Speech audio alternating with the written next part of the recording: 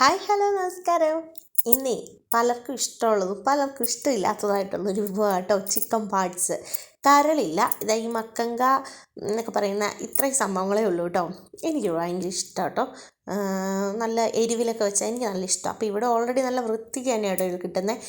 കഴുകേണ്ട ആവശ്യം പോലും ഇല്ല, അതുപോലെ വൃത്തിക്കാണ് കിട്ടുന്നത്. പക്ഷേ എന്നാലും നമ്മൾ കഴുകുമല്ലോ, അത് വേറൊരു വശം. അപ്പോൾ ഇതാ കൊടുത്തിട്ട് ഞാൻ നല്ലപോലെ വീണ്ടും കഴുകി കട്ട് ചെയ്തെടുത്തു കേട്ടോ. എന്നിട്ട് കുക്കറിൽ ഒറ്റ വിസിലടുപ്പിച്ചെടുക്കുക. ഒരുപാട് വെന്ത് പോയാൽ ആ ക്രിസ്പിനെസ് ഒക്കെ പോകും. അപ്പോൾ ഒറ്റ വിസിലടിച്ചാൽ മതി. അപ്പോൾ കുറച്ച് മഞ്ഞൾപ്പൊടിയും ഉപ്പും പിന്നെ കുരുമുളക് പൊടി കുറച്ച് മസാല എല്ലാം കൂടി ഇട്ട് ഒരു ലേശം വെള്ളം ഒഴിച്ച് കുക്കറിൽ വേവിക്കുകയാണ്. ഇതിൽ നിന്ന് തന്നെ വെള്ളമൊക്കെ ഇറങ്ങും കേട്ടോ. അതുകൊണ്ട് ഒരുപാട് വെള്ളമൊന്നും ഒഴിച്ചു കൊടുക്കേണ്ട ആവശ്യമില്ല.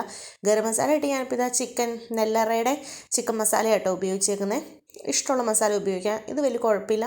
അതുകൊണ്ട് ഞാൻ ഈ മസാല കേട്ടോ ഇടുന്നത്. കുറച്ച് ഇട്ടാൽ മതി, ഒരുപാട് ഇടേണ്ട ആവശ്യമില്ല കേട്ടോ. ഈ ചിക്കൻ പാർട്സിനൊക്കെ കുരുമുളക് കേട്ടോ ഇതിനൊക്കെ കൂടുതലായിട്ട് കൊടുക്കുന്ന ടേസ്റ്റ്. ആ കുരുമുളകിൻ്റെ ആ ഒരു സ്മെല്ലും ആ ഒരു എരിവൊക്കെ വരുമ്പോഴത്തേക്കും ഭയങ്കര ടേസ്റ്റാണ്. അതുകൊണ്ട് ഇതാ കൈ കൊണ്ട് തന്നെ ഇതൊക്കെ ഒന്ന് ഞെരടി പിടിപ്പിക്കുന്നതാണ് നല്ലത്. നമ്മൾ തവിയൊക്കെ ഇടുന്നതിനേക്കാളും ഇങ്ങനെയുള്ള സാധനമൊക്കെ കൈ കൊണ്ട് ഞെരടുമ്പോൾ നല്ലൊരു ഇതാണേ. എന്നിട്ട് ഇതാ കുക്കറിലോട്ട് വെച്ച് ഒറ്റ വിസിലടുപ്പിക്കുക. അതവിടെ വിസിലടിച്ച് വരുമ്പോഴത്തേക്കും നമുക്ക് അടുത്ത പരിപാടി തുടങ്ങാം. പാൻ അടുപ്പത്ത് വെച്ച് വെളിച്ചെണ്ണ ഒഴിച്ച് കൊടുത്തു. അപ്പോൾ വെളിച്ചെണ്ണയിൽ ഇങ്ങനെയുള്ളതൊക്കെ ഉണ്ടാക്കുമ്പോൾ ഒരു പ്രത്യേക ടേസ്റ്റ് ആട്ടോ. വേറെ ഓയിൽ ഉപയോഗിക്കുന്നതിനേക്കാളും വെളിച്ചെണ്ണ തന്നെയാണ് നല്ലത്. അപ്പോൾ വെളിച്ചെണ്ണ ഒഴിച്ച് കൊടുത്തിട്ട് പിന്നെ ഞാൻ ഇഞ്ചിയും വെളുത്തുള്ളിയും കൂടെ ക്രഷ് ചെയ്ത് വെച്ചിട്ടു. അതുകൂടി ഇട്ട് കൊടുത്തു. പേസ്റ്റ് വേണേലും ഇടാം, അതൊക്കെ ഇഷ്ടം പോലെ ചെയ്യാം കേട്ടോ. എന്നിട്ട് ഇതാ ഇതുകൂടി ഇട്ട് ഇത് നല്ല പോലെ ഒന്ന് വഴണ്ട് വരുമ്പോഴത്തേക്കും സബോള ഇടുക. കുറച്ച് കുഞ്ഞുള്ളിയും സബോളയും കൂടി മിക്സ് ചെയ്തിട്ടേക്കുന്നത്. കുഞ്ഞുള്ളി തന്നെ ഇട്ട് കഴിഞ്ഞാൽ എന്നെ കുഴപ്പമെന്ന് വെച്ചാൽ ഒരു മധുരം വരും. അപ്പോൾ ഇതിനൊക്കെ ഇത്തിരി എരിവല്ലേ നല്ലത്.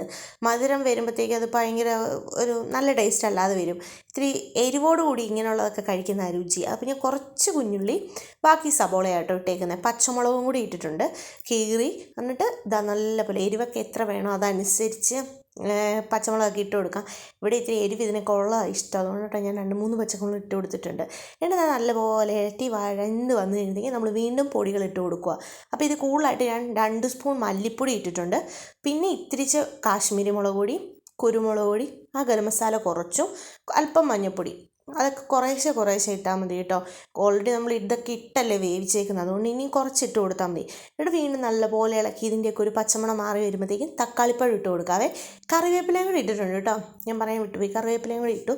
തക്കാളി ഇതാ ഒരെണ്ണം കൂടി ഇട്ട് അതുകൂടി ഇനി ഇളക്കി. ഈ തക്കാളിയെല്ലാം നല്ലപോലെ വെന്ത് വരണം, വെന്തുടയണം. ഇതുണ്ടല്ലോ ചോറിൻ്റെ കൂടെയും ചപ്പാത്തി ബ്രെഡ് ഒക്കെ കൂടെ കഴിക്കാൻ നല്ല കേട്ടോ. ഞാനിപ്പോൾ ചപ്പാത്തിയുടെ കൂടെ കേട്ടോ കഴിക്കാൻ പോണേ. നല്ല ടേസ്റ്റാണ്. ഇങ്ങനെയുള്ളതിൻ്റെ ഒക്കെ കൂടി ഇത് കഴിക്കാൻ പറ്റും. ചോറിൻ്റെ കൂടെ ഒരു കുഴപ്പമില്ല. അപ്പോൾ ഇതാ കുക്കറൊക്കെ വിസിലടിച്ച് ആവിയൊക്കെ പോയി നല്ല സെറ്റായിട്ട് വന്നു കണ്ടോ. അതിൽ നിന്ന് വെള്ളം ഇറങ്ങിയിട്ട് കണ്ടോ. അതാ ഞാൻ പറഞ്ഞു വെള്ളം നല്ലപോലെ ഇറങ്ങുമെന്ന്. ഇനി ഇതിൽ എല്ലാം കിടന്ന് ഇത് അടച്ച് വെച്ച് ഒന്നുകൂടെ നല്ല പോലെ വെന്ത് ആ വെള്ളം ഒന്ന് വറ്റി വന്നു കഴിഞ്ഞാൽ സംഭവം റെഡിയായി. ലാസ്റ്റ് കുറച്ച് കുരുമുളക് പൊടിയും കൂടി ഇട്ട് കൊടുത്താൽ മതി കേട്ടോ. അപ്പോൾ എല്ലാവരും ട്രൈ ചെയ്തോ. ഇഷ്ടമില്ലാത്തവരാണ് ക്ഷമിച്ചേരെ. Tata bye, see U.